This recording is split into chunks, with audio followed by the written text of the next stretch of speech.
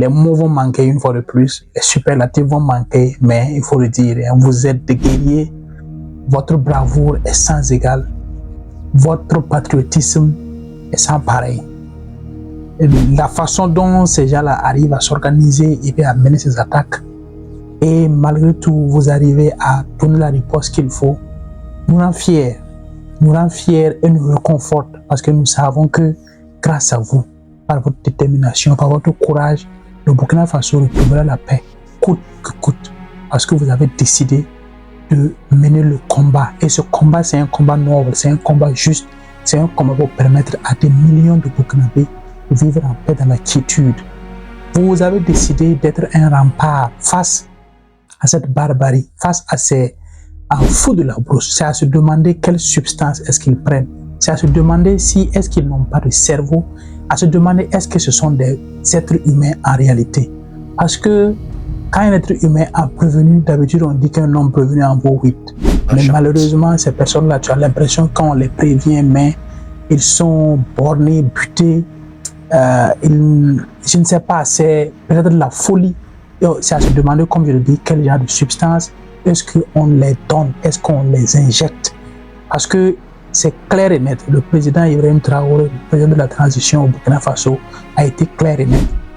Ce n'est pas dans un contexte où on dit qu'on va annuler carrément les attaques, mais la réponse qui sera donnée à ces attaques-là sera implacable, indéniable, et ça sera sans pareil. Et c'est ce qu'on vient de voir une fois de plus.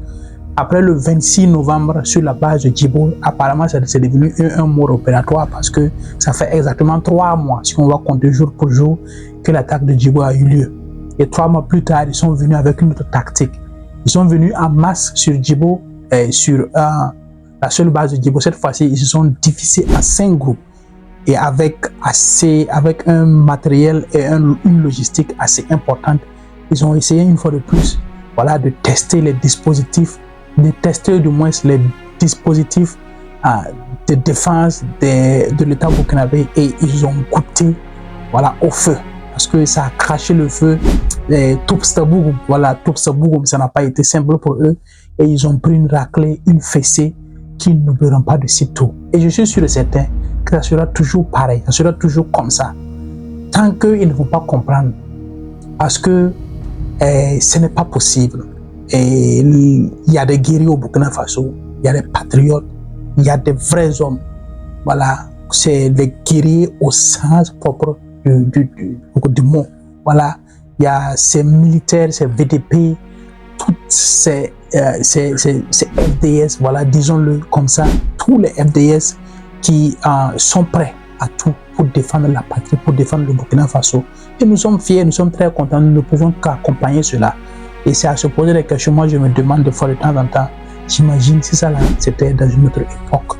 À l'époque où on n'avait pas de moyens aériens, à l'époque où les militaires n'étaient pas bien équipés, à l'époque où les militaires n'avaient pas le minimum. Je me demande, est-ce qu'à l'heure là, on allait toujours exister? Parce que, il faut le dire, ces gens-là, ils sont implantés. Voilà, il ne faut pas se voiler la face. Ils sont parmi nous, ils sont implantés. Ils vivent avec nous, ils vivent avec les populations. Mais comme je le disais, c'est clair et c'est net, ils ont compris, et du moins ils comprendront, et ils finiront par comprendre, comme le dirait Kémy Séba, voilà, qu'ils pourront venir attaquer, ils pourront venir peut-être semer des dégâts, mais ils n'auront pas le chemin de retour tranquille, ils ne retourneront pas d'où est-ce qu'ils ont quitté, parce qu'ils seront accompagnés par les Kaziba, voilà, par les drones, par les vecteurs aériens, comme on les appelle. Ils seront accueillis et vont se faire leur fête. C'est clair et c'est net. Parce que aujourd'hui, grâce à Dieu, on a un gouvernement, on a une transition, on a des militaires patriotes, des militaires qui ont décidé de donner le tout pour le tout et pour sauver le Burkina Faso. Et moi, je pense que ce n'est pas une coïncidence que une semaine après que le président Ibrahim Traoré ait fait le discours au Palais des Sports, que ces attaques-là aient lieu. Je ne pense pas que c'est une coïncidence. Et je ne pense pas non plus que c'est une coïncidence que 3 mois, jour pour jour, après les attaques de Djibo, il y a cette attaque-là. Je pense que ce sont des choses qui ont été préparées, coordonnées, et voilà, et depuis lors, et peut-être en réponse au discours quand je dis au discours, ce n'est pas le seul discours, tous les discours que le président Ibrahim Traoré fait en indexant clairement voilà, les personnes, parce qu'il faut le dire, les armes quittent quelque part, la logistique quitte quelque part, le financement quitte quelque part. Et c'est des gens qui sont derrière cela, il faut le dire clairement. Il y a des gens et des gourous qui sont derrière voilà, cette chose-là. Et on va les démasquer un par un, on va démasquer toutes ces personnes qui contribuent d'une façon ou d'une autre voilà, à ce que ces terroristes-là voilà, aient la logistique et le financement et tout ce qu'ils ont besoin pour commettre ces attaques-là. Parce qu'ils sont, toutes personnes qui participent à cela, considérées aussi comme un terroriste, c'est clair et c'est net. Donc, et il est important. Vous avez vu le ministre de la Sécurité qui disait tout à l'heure, j'ai regardé le journal de 20h sur la RTB, où le ministre de l'Intérieur disait que c'est vrai, les sources quittent les villes. C'est dans les grandes villes que l'argent, que la logistique, que tout ce que ces gens-là ont en brousse, ça quitte les villes, ça ne vient pas, ça n'apparaît pas par magie. Donc, il faut être vigilant, il faut que chacun joue son rôle. C'est vrai que les populations en tout cas de Burkina Faso contribuent beaucoup financièrement, moralement, et soutiennent convenablement les militaires. Peut-être qu'on peut toujours mieux faire, on peut toujours bien faire, mais il faut faire davantage parce que ça y va de la survie du Burkina Faso, ça y va de notre dignité, de notre souveraineté, ça y va voilà, c'est carrément une question d'État. Voilà, c'est donc tout le monde est concerné, tout le monde doit être plus que concerné. Parce que, comme j'ai lu tout à l'heure, quelqu'un disait que c'est comme quand le singe va mourir, mais il fait tout pour faire le maximum de dégâts. Oui, ces gens-là, ils sont presque perdus. Je suis sûr et certain qu'ils sont presque perdus. Ce sont des coups d'éclat. Et aujourd'hui, il faut dire clairement, les moyens sont mis et les militaires burkinabés font un travail remarquable. Ils font un travail plus que remarquable. Leur bravoure, leur courage, leur détermination, leur patriotisme est sans faille et sans pareil. Et nous, on est fiers de cela. Moi, j'ai dit, quelqu'un qui quitte sa famille, quelqu'un qui laisse tout, qui abandonne tout à la fleur de l'âge pour aller défendre sa patrie, je me demande qu'est-ce qui l'anime. Ça, c'est quand quelqu'un fait cela, moi, je me demande qu'est-ce qui peut bien l'arrêter. Et je suis sûr qu'il n'y a absolument rien. Sur la mort, ils défendent ce que tu as comme patrie, ce que tu appelles patrie. Sans ces militaires-là, cette patrie n'existerait pas. C'est de ça qu'il s'agit. Ça ne sera pas simple, comme le président Ibrahim Traoré l'a dit. Ce combat sera dur. C'est un combat de longue haleine. Combat contre des... Parce que ça, ce n'est pas une guerre en tant que telle, c'est une guerre par procuration. C'est une guerre qu'on est en train de nous faire. Voilà, on finance des gens pour qu'ils nous fassent la guerre. C'est très difficile, surtout quand il y a des gens qui sont puissants derrière, disons-le, des États même qui sont puissants derrière ces groupes armés-là. C'est très compliqué, voilà. Mais le Burkina Faso tient bon, le Burkina Faso tiendra parce que le Burkina Faso a toujours tenu.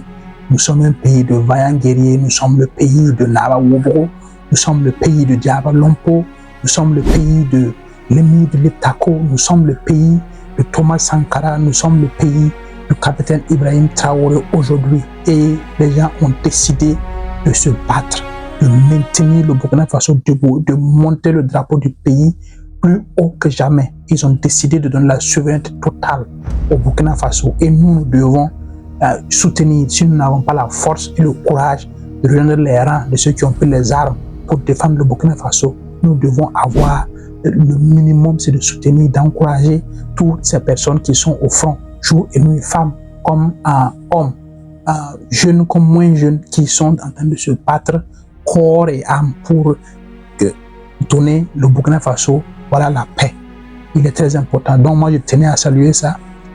On est très fiers de vous. Moi, je suis de la diaspora et je sais que si on rêve, si on veut revenir au Burkina Faso un jour, ça sera grâce à vous. Si on peut, si nous, on arrive à revenir un jour au Burkina Faso, si on arrive à venir faire nos vacances, voir nos familles, faire tout, avoir la joie de vivre, voilà, après des mois et des années de dur labeur, on sait que c'est grâce à vous, les militaires burkinabés qui sont au front aujourd'hui et qui menaient un combat juste, un combat noble, un combat que personne ne peut payer. L'argent, aucune somme d'argent ne peut repayer ce que vous faites là, ne peut payer ce que vous faites, aucune somme d'argent.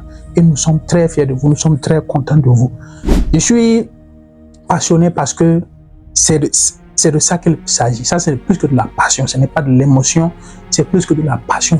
Ça va au-delà. Ce sont des sentiments qu'on ne va jamais comprendre, qu'on ne pourra jamais expliquer. Seul vous, quand on aura l'occasion de s'asseoir avec vous, courir avec vous, poser des questions, on comprendra ce qui vous anime. Voilà, moi j'aimerais bien avoir un militaire, voilà, pour discuter avec lui. Un militaire qui a été au front pour discuter avec lui, pour comprendre quel courage l'anime quand il est au front. Qu'est-ce qu'il le fait défendre sa patrie comme ça, prêt à laisser la vie pour défendre sa patrie. C'est une fierté totalement. Je suis très content. Je manque de mots. Des fois, je m'assois, je pense, je réfléchis et puis non, ça me dépasse. Ça dépasse l'entendement, comme on le dit, ça dépasse l'entendement. Ouais. Vous êtes des guerriers. Moi, je suis votre frère Stéphane et on se retrouve très bientôt pour une nouvelle vidéo. La patrie ou la mort, nous vaincrons.